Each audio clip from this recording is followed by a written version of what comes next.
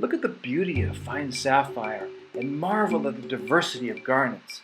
People are constantly asking me, where do your gems come from and what does the process look like that brings them to us? It starts with multiple plane trips that begin in the US, traveling to Thailand, and then on to Africa and Sri Lanka.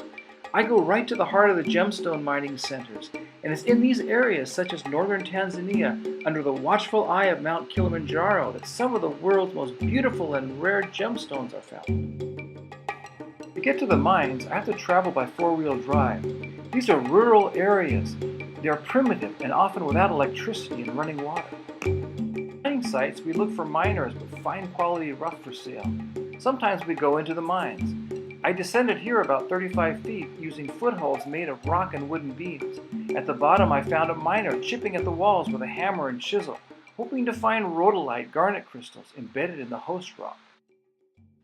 This is the Tanzanite mining area of Merulani, Tanzania. To descend, I climbed down a wooden ladder straight into the darkness. Everything down here is covered in graphite dust.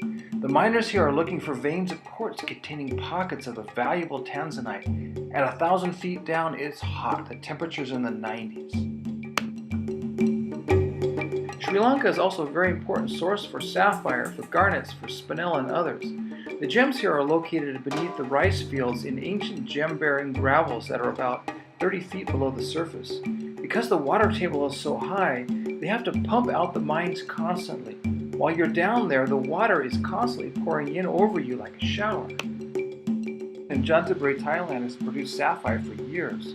The famous black star sapphires come from here, along with multicolored sapphires displaying beautiful blues, greens, and yellows.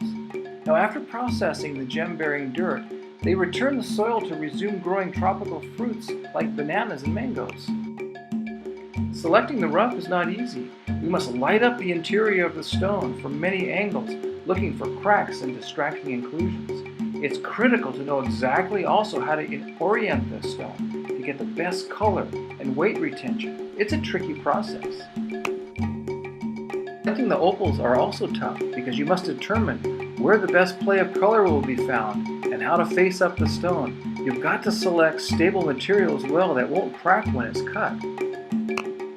Speaking of cutting, Kak, my brother-in-law, and Bong, his wife, are the managers of our family cutting center. They are amazing gemstone artists, and their story is one of great achievement against tremendous odds. The rough stones must be shaped and prepared for the final cutting and polishing. It takes a masterful eye to see the potential in each piece.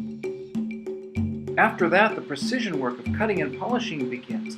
Hundreds of facets must be aligned perfectly and then cut and finally polished. This type of precision work takes great time, focus, and artistic talent. Several years ago, our opals were featured on the cover of Gems and Gemology, GIA's quarterly periodical. It was a great honor. Finally, once an Artinian gem is complete, it is now ready to be set in a fine piece of jewelry. Such a treasure can be cherished, shown off, and treated as a family heirloom.